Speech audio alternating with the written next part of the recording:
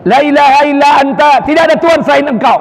Apapun masalah kita, tidak ada satupun masalah yang tidak diselesaikan. Kalau kita baca doa Nabi Yunus alaihissalam, pasti fastajabna lahu, Allah pasti akan kabulkan keinginan kalian.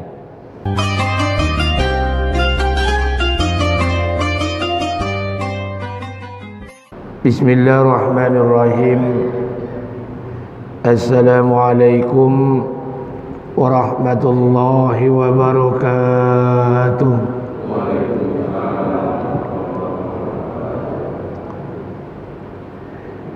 Innal hamdalillah nahmaduhu wa nasta'inuhu wa nastaghfiruh wa na'udzu billahi min shururi anfusina wa min sayyiati a'malina.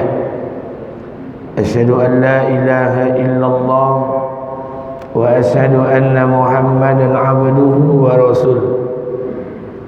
Faqala Allah ta'ala fi kitabihil karim, a'udzu billahi samil 'alim minasy syaithanir rajim. Bismillahirrahmanirrahim. Atamuruna an-nasa bil birri wa tansawna anfusakum wa antum tatlunal kitab afala ta'qilun. Wa qala an-nabi sallallahu alaihi wasallam, an-nabi Hurairah radhiyallahu anhu, an-nabi sallallahu alaihi wasallam, iza 'azzamat ummatid dunya nuzihat minha khaybatul islam, wa iza tarakatil amru bil ma'ruf wa nahya 'anil munkar khurimat barakatil wahyi, wa iza tasabat ummati sakatat min ainillah. Rawiyul Hakim wa Tirmizi. Sadaqallahul azim wa sadaqallahu ala nabiyil karim. Syukur kepada Allah, berselawat kepada Rasulullah.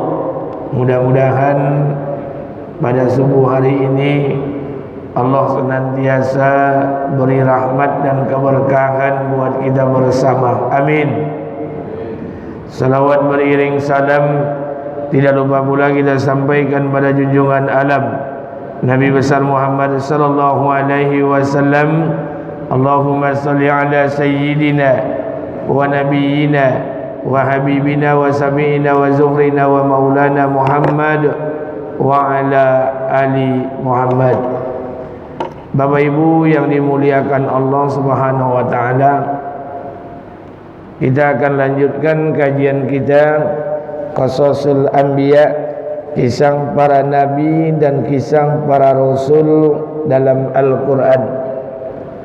Terakhir kita kisah sampai nabi mana, Pak? Ada yang ingat?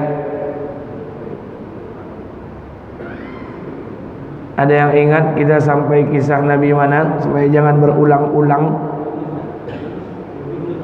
Yunus sudah selesai belum? Baik, kita sambung sedikit kisah Nabi Yunus alaihi salam. Kisah Nabi Yunus sudah kita terangkan dalam 2 bulan yang lalu, bahwa Nabi Yunus ini adalah nabi dari keturunan Bani Israel.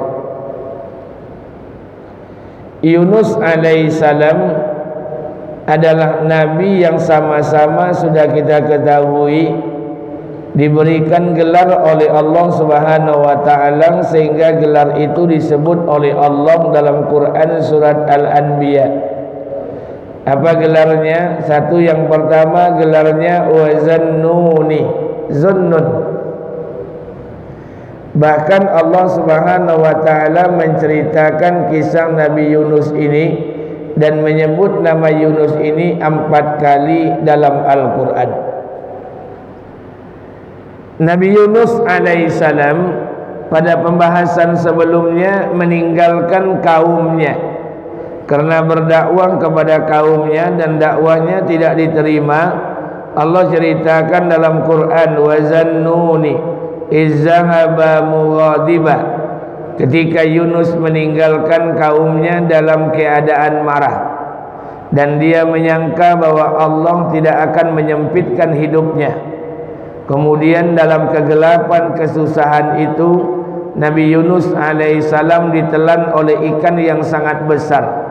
Dan di dalam perut ikan itu Nabi Yunus alaihissalam berdoa kepada Allah, mengakui setiap dosa dan maksiat yang dikerjakannya dengan membaca doa Allah ilaha illa anta subhanaka inni kuntu minaz zalimin. Maka setelah Nabi Yunus membaca doa ini, diikuti dengan rasa penyesalan diri. Apa penyesalannya? Meninggalkan kaumnya. Jadi dosa Nabi Yunus itu meninggalkan kaumnya, meninggalkan medan dakwah tanpa izin dari Allah. Ini hati-hati, kezaliman yang dibuat Nabi Yunus itu meninggalkan kaumnya, meninggalkan medan dakwah, belum diizinkan oleh Allah.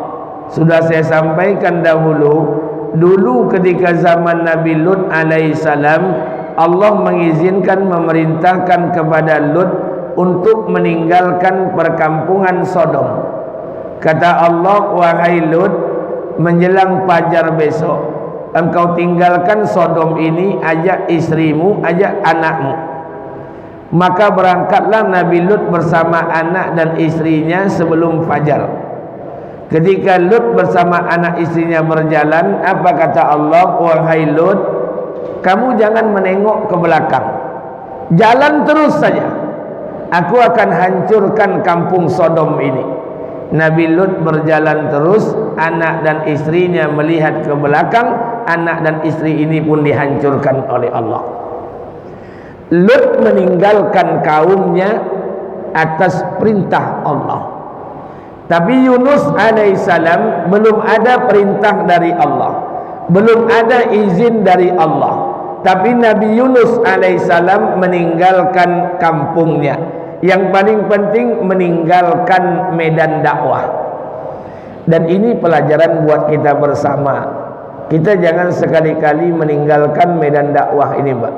Karena penyakit masjid di Pekanbaru hari ini, kalau ada jamaahnya tidak suka dengan pengurusnya, ini jamaah ini pindah ke masjid sebelah solatnya, Pak.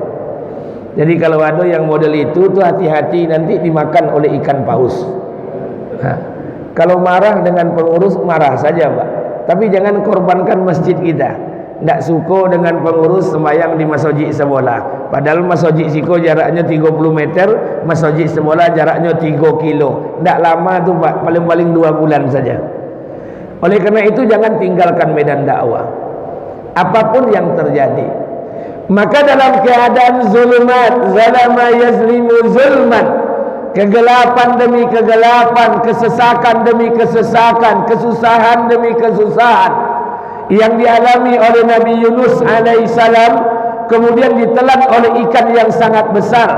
Maka dalam perut ikan itu Nabi Yunus alaihissalam berdoa kepada Allah dengan doa yang sudah kita hafal hari ini.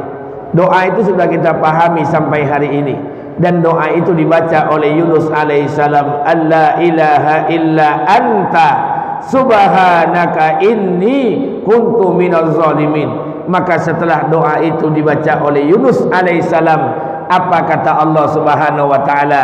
Fastajabna lahu, kami kabulkan keinginan Yunus, kami cepat mengabulkan keinginan Yunus. Allah kabulkan apa maunya Yunus.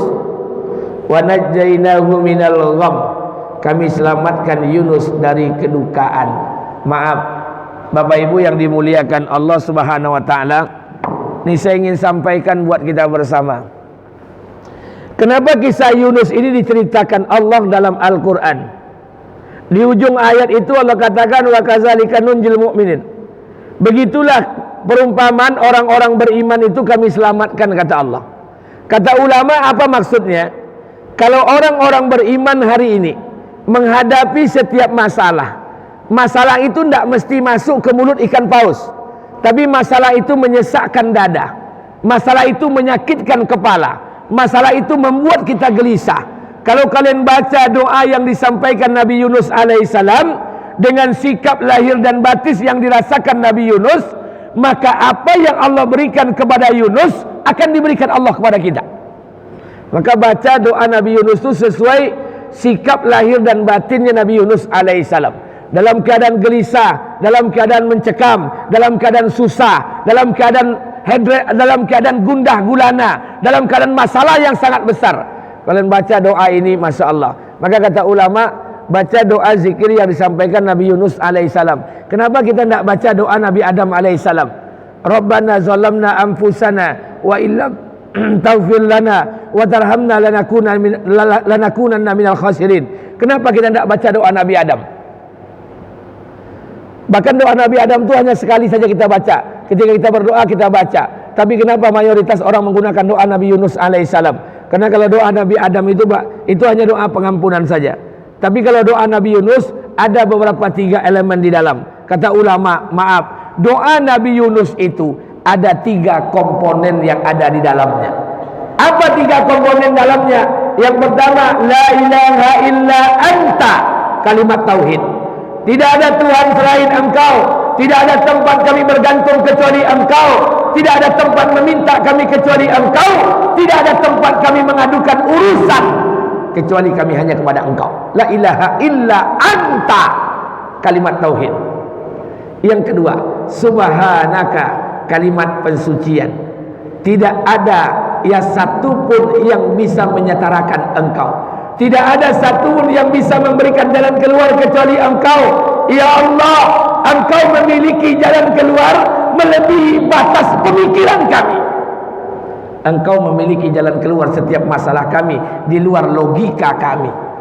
Engkau punya jalan keluar buat kami dengan sebab, tanpa sebab, atau bertentangan dengan sebab.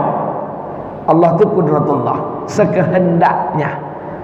Allah itu memberikan jalan keluar dengan sebab, tanpa sebab, atau bertentangan dengan sebab.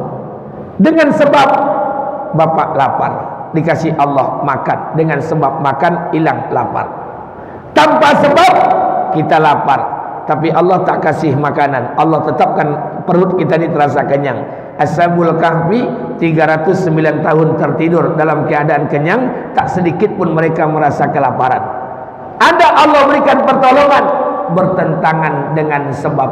Seperti kisah Nabi Nuh alaihissalam. Nabi Nuh berdakwah kepada kaumnya, qul la ilaha illallah tuflihun. Ajak manusia kepada Allah. Diajaklah kaum Nabi Nuh alaihissalam. Tapi tidak satu pun di antara kaum Nabi Nuh yang beriman kepada Allah. Kaum Nabi Nuh membenci nabinya. Maka Nabi Nuh alaihissalam diperintahkan oleh Allah untuk membuat bahtera, membuat kapal. Setelah dibuat kapal, kaum Nabi Nuh yang membenci Nabi Nuh ini, malam hari mereka naik ke atas kapal.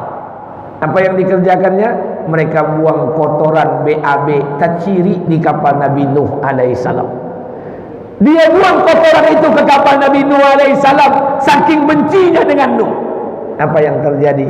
Esok paginya datang wabah penyakit dari negeri Yaman menimpa umat Nabi Nuh alaihissalam. Kata tabib ketika itu, ini penyakit tidak ada obatnya. Satu-satu obatnya mereka harus mandi di kotorannya masing-masing. Naik lo balik ke kapal Nabi Nuh, mandi di cirinya masing-masing. Allah bisa berbuat yang bertentangan dengan sebab. Subhanaka, maha suci Allah.